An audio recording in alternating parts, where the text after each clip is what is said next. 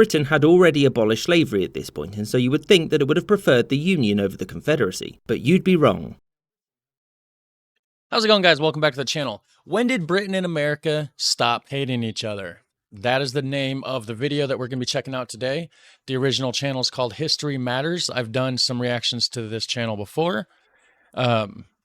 Animated, it's a short animated documentary, right? So we all know Britain and America kind of had a rocky past, right?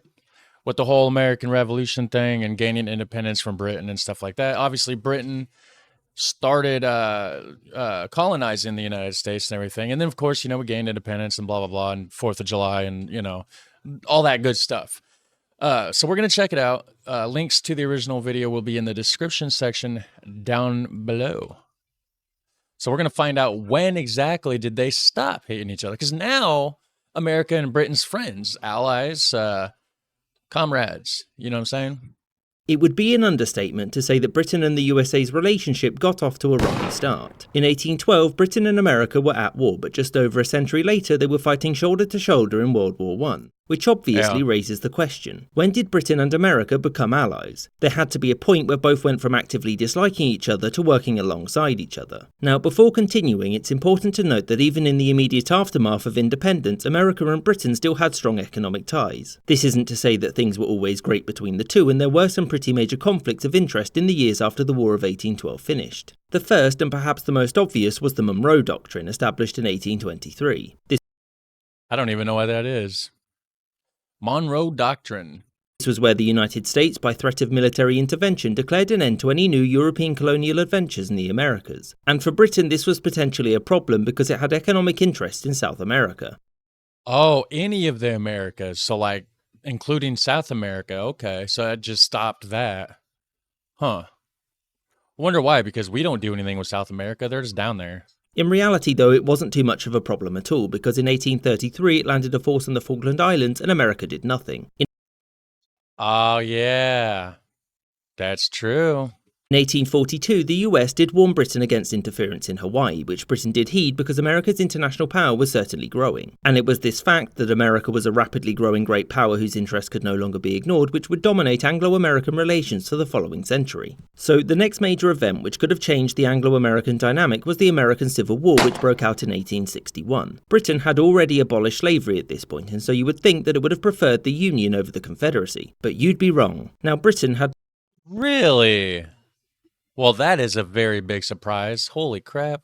No great affection for the Confederacy and its slaveholding practices. Its preferential treatment was purely economic, mostly due to cotton imports. Britain did consider formally recognising the Confederacy, and Anglo-American relations were severely harmed by what's called the Trent Affair. This was where the US government seized a ship with Confederate diplomats headed for Britain, which to Britain looked like the USA telling it who it could and could not speak to. Well, we probably were. I mean...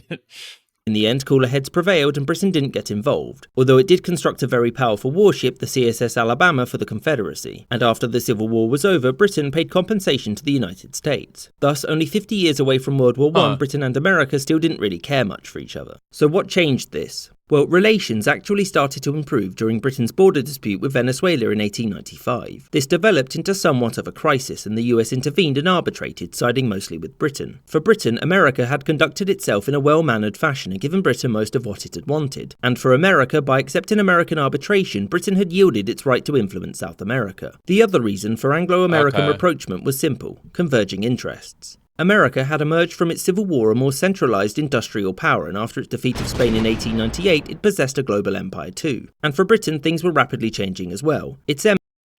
Who defeated Spain? Hold on now. 1898 had emerged from its Civil War a more centralized industrial power, and after its defeat of Spain in 1898, it possessed a global empire too.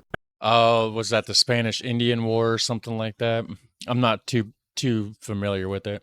And for Britain, things were rapidly changing as well. Its empire and global position was being threatened by Russia and the newly formed Germany. Britain had long practiced a policy of isolationism with respect to the European powers, but since they too were industrializing, this had the potential to threaten Britain's position. Thus, her most natural ally seemed to be the United States, since it was half a world away and had its own sphere of influence, plus they spoke the same language and shared many values. I mean, that makes it a lot easier, for sure. It was at the turn of the 20th century under President Theodore Roosevelt that America and Britain really started to become friends, particularly with respect to one foreign policy stance. They didn't like Germany. That's it? We just had a mutual dislike for Germany? That's interesting.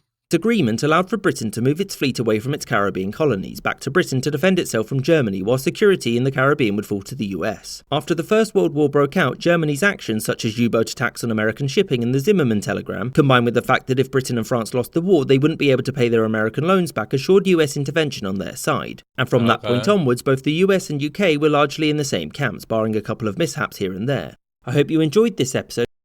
Okay, well that was a very short video, informative.